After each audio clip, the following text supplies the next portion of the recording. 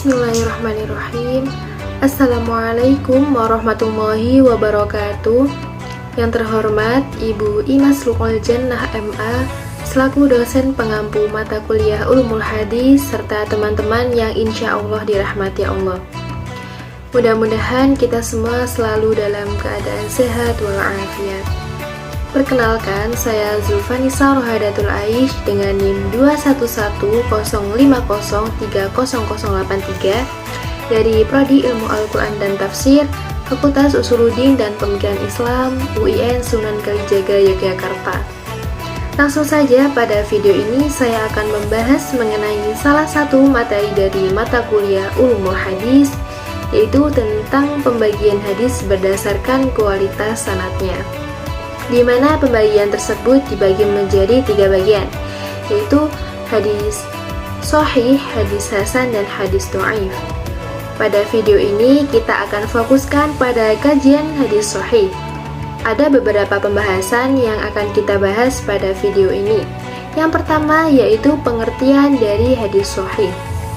Sebagaimana kita ketahui, ketika seorang dai atau ulama menyampaikan suatu hadis sebagai penguat atau pendukung dari dalil yang disampaikan, beliau menyampaikan bahwa hadis ini adalah hadis sahih. Sebenarnya apa sih yang dimaksudkan dengan hadis sahih?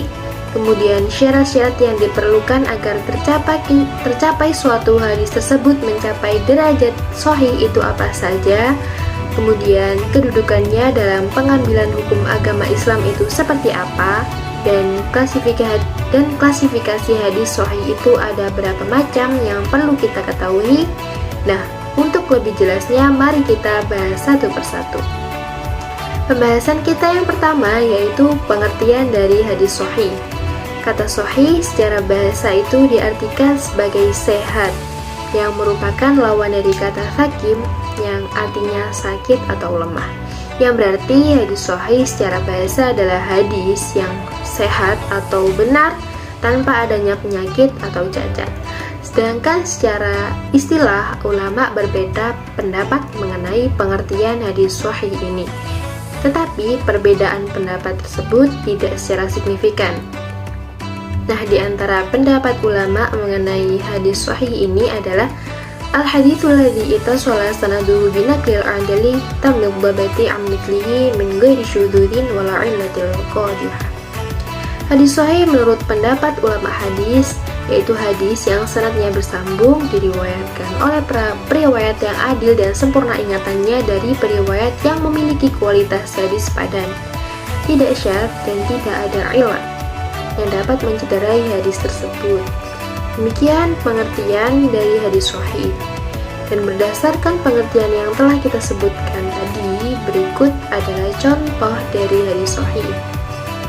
Haddatsana Abdullah bin Yusuf akhbarana Malik, haddatsana Ismail qala haddatsani Malik an Abi Zinad an A'raj an Abi Hurairah radhiyallahu an qala qala Rasulullah sallallahu alaihi wasallam ta'amul itsnaini kafil tsalatsah wa ta'amul tsalatsah kafil arba'ah, yang artinya telah menceritakan kepada kami Abdullah bin Yusuf telah mengabarkan kepada kami Malik dalam riwayat lain, dan telah menceritakan kepada kami Ismail, ia berkata telah menceritakan kepadaku Malik dari Abu Zinad dari Al-A'raj dari Abu Hurairah radhiyallahu an, ia berkata Rasulullah SAW bersabda, makanan untuk 2 orang cukup untuk 3 orang dan makanan 3 orang cukup untuk 4 orang. Hadis riwayat Bukhari nomor hadis 4973. Hadis tersebut merupakan hadis sahih. Mengapa? Karena semua sanadnya itu mutasil, yang artinya bersambung, dan semua rawinya itu thiqah. Itu merupakan contoh dari hadis sahih. Kemudian pembahasan selanjutnya yaitu mengenai syarat-syarat dari hadis sahih. Syarat-syarat apa saja yang diperlukan agar suatu hadis sahih mencapai derajat sahih? Yang pertama yaitu sanadnya harus muttasil. Maksudnya bagaimana? Semua periwayat hadis tersebut benar-benar mengetahui hadis secara langsung dari periwayat sebelumnya. Kemudian periwayat sebelumnya mengambil dari periwayat sebelumnya lagi hingga akhir sanad. Dan untuk memastikan sebuah hadis ini diterima langsung oleh periwayat dari gurunya, Maka Imam Muslim berpendapat bahwa periwayat dan gurunya ini harus hidup dalam satu generasi atau satu zaman dan memungkinkan untuk bertemu. Tetapi Imam Bukhari berpendapat lain, keduanya itu harus pernah bertemu, sehingga syarat dari Imam Bukhari ini lebih diutamakan dibandingkan dengan Imam Muslim. Kemudian yang kedua yaitu periwayatnya harus adil. Adil adalah sebuah watak yang menjadikan seseorang ini selalu bertakwa dan menjaga harga diri. Jadi maksud orang adil adalah seorang muslim yang berakal sehat, tidak fasik dan tidak jelek perilakunya atau menjaga muruahnya. Kemudian yang ketiga yaitu periwayatnya harus dobit. Maksudnya masing-masing periwayatnya memiliki daya ingat sempurna ketika menerima hadis tersebut. Kemudian menjaga isi hadis tersebut baik melalui hafalannya atau tulisannya. Yaitu artinya kapanpun hadis tersebut dibutuhkan, dia dapat menunjukkan dengan cepat dan baik melalui hafalannya atau melalui tulisannya dengan tanpa adanya perubahan dari saat pertama kali menerima hadis. Kemudian syarat yang keempat yaitu tidak adanya syadz. Maksudnya isi hadis atau matan hadis itu benar-benar tidak syadz, dalam arti tidak bertentangan dengan hadis yang diriwayatkan oleh orang yang lebih sikoh, oleh derajat yang lebih tinggi. Dan yang terakhir yaitu tidak terdapat ilat. Maksudnya tidak ada sebab yang samar yang dapat menurunkan derajat kesohihan hadis tersebut. Ilat hadis dapat terjadi dalam sanad, matan, atau keduanya sekaligus. Namun demikian, ilat yang paling banyak terjadi pada sanad seperti menyebutkan mutasil terhadap hadis yang mengkotik atau mursal. Demikian syarat-syarat yang diperlukan untuk sebuah hadis ini dapat dikatakan sebagai hadis sahih. Kemudian kita masuk pada pembahasan kedudukan hadis sahih. Hadis sahih sebagai sumber ajaran Islam lebih tinggi kedudukannya dibanding dengan hadis hasan. Karena itu apabila hadis sahih bertentangan dengan hadis hasan, maka didahulukan hadis sahih. Semua ulama sepakat menerima hadis sahih sebagai sumber ajaran Islam atau hujjah yang dapat dijadikan untuk menentukan masalah akidah, hukum, dan akhlak. Hukum-hukum yang berdasarkan hadis sahih harus diamalkan. Tidak semua hadis sahih dapat diriwayatkan secara umum. Hal ini sesuai dengan apa yang dikatakan oleh Ibnu Mas'ud radhiyallahu anhu.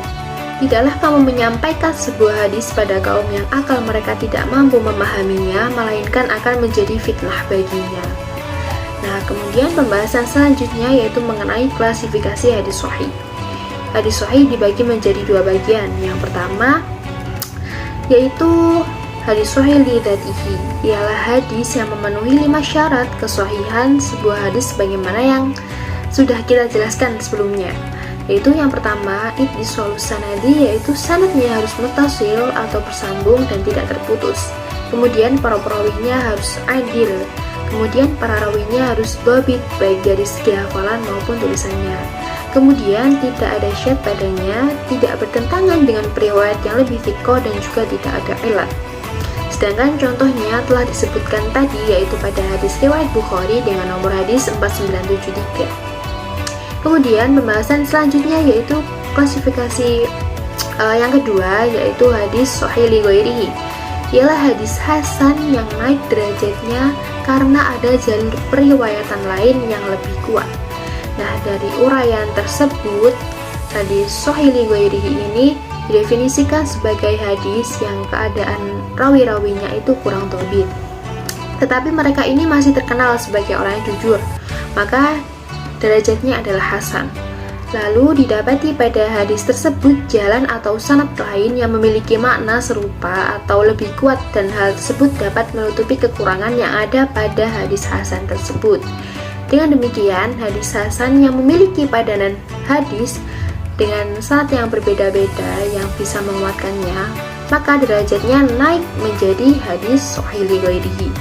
Sedangkan urutan derajat hadis li ghairihi adalah di bawah hadis sahih li dzatihi dan di atas hadis hasan li dzatihi.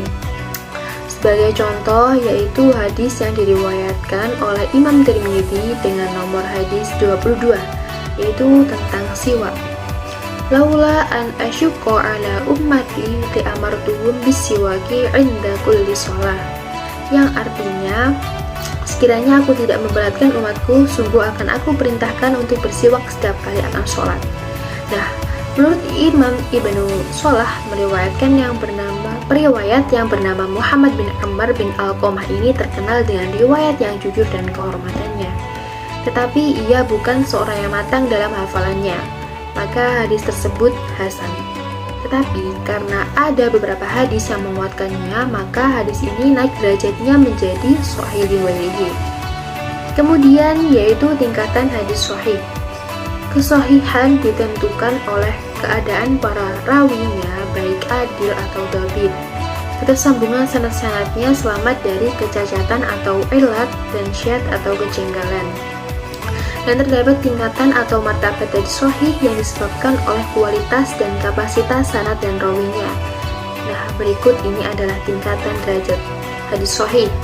Yang pertama yaitu hadis muttafaq alaih, ialah hadis yang sanadnya disepakati oleh Imam Bukhari dan Imam Muslim. Artinya Imam Bukhari meriwayatkan hadis melalui sanad yang sama dengan sanad hadis yang diriwayatkan oleh Imam Muslim. Kemudian tingkatan yang kedua yaitu hadis riwayat Bukhari sendiri. Artinya hadis yang diriwayatkan oleh Imam Bukhari saja. Yang ketiga yaitu hadis riwayat Muslim sendiri. Artinya hadis yang diriwayatkan oleh Imam Muslim saja. Kemudian tingkat yang keempat yaitu hadis yang sanadnya memenuhi syarat Sahih Bukhari dan Sahih Muslim, ialah hadis yang tidak diriwayatkan oleh Imam Bukhari dan Imam Muslim tetapi diriwayatkan oleh imam yang lain. Adapun rijal sanad termasuk rijal sanad yang dikategorikan sihqah oleh Imam Bukhari dan Imam Muslim. Jadi yang keempat ini tidak diriwayatkan oleh Imam Bukhari dan Imam Muslim tetapi sanadnya memenuhi syarat kedua imam tersebut. Kemudian tingkatan yang kelima yaitu hadis yang sanadnya memenuhi syarat hadis sahih menurut Imam Bukhari, namun Imam Bukhari tidak meriwayatkannya dalam kitab sahihnya. Yang keenam yaitu hadis yang memenuhi syarat sahih menurut Imam Muslim, namun tidak meriwayatkannya dalam kitab sahihnya. Dan yang terakhir adalah hadis yang sanadnya sahih menurut selain Imam Bukhari dan Imam Muslim, seperti sahih menurut Ibnu Hibban, sahih menurut Ibnu Khuzaimah, sahih menurut Ibnu Majah, sahih menurut Ibnu Al-Hakim dan sebagainya. Tetapi tidak sahih menurut Imam Bukhari dan Imam Muslim. Dan urutan sanad yang paling sahih, yang pertama dari sahabat Abdullah bin Umar, yaitu melalui jalur Malik dari Nafi' dari Ibnu Umar, atau disebut juga dengan silsilatul dzahab, yaitu sanad yang paling sahih. Kemudian yang kedua adalah dari sahabat Anas bin Malik melalui jalur Humad bin Salmah dari Thabit dari Anas. Dan yang ketiga yaitu dari sanad Abu Hurairah melalui jalur Suhail bin Abi Shalih dari ayahnya dari Abu Hurairah. Demikian urutan sanad dari yang paling sahih. Dan pembahasan yang terakhir dari hadis sahih adalah kitab hadis paling sahih. Ulama kitab hadis Imam Bukhari ini lebih unggul dibandingkan dengan hadis Imam Muslim, karena yang pertama, syarat mutasil Imam Bukhari lebih ketat. Artinya Imam Bukhari mensyaratkan harus terbukti adanya pertemuan antara guru dan murid, sedangkan Imam Muslim cukup dengan bukti sezama saja antara guru dan murid tersebut, maka sudah dianggap sebagai mutasil. Sehingga Imam Bukhari ini lebih diutamakan dibandingkan dengan Imam Muslim, karena Imam Bukhari tadi mensyaratkan antara guru dan murid ini harus bertemu, sedangkan Imam Muslim cukup sezaman saja, cukup satu generasi saja sudah memungkinkan untuk bertemu. Kemudian yang kedua yaitu Imam Bukhari ini lebih berhati-hati dalam menentukan kesikohan periwayat hadis. Jadi dalam menentukan bahwa si rawi ini sikoh atau tidak, Imam Bukhari ini lebih berhati-hati. Dan yang terakhir yaitu hadis-hadis Imam Bukhari mengandung berbagai permasalahan yang lebih lengkap, sehingga lebih detail dalam hal menggali hukum fikih. Namun demikian, Sahih Muslim lebih sistematik dibandingkan dengan Sahih Imam Bukhari, karena dalam Sahih Imam Muslim tersebut tidak memotong matan sanad dan tidak mengulang-ulang sanad. Demikian yang dapat saya sampaikan mengenai pembahasan materi dari ulumul hadis, yaitu tentang hadis sahih. Semoga bermanfaat bagi kita semua. Terima kasih atas segala perhatian dan mohon maaf atas segala kekurangan. Billahi taufiq wal hidayah. Wassalamualaikum warahmatullahi wabarakatuh.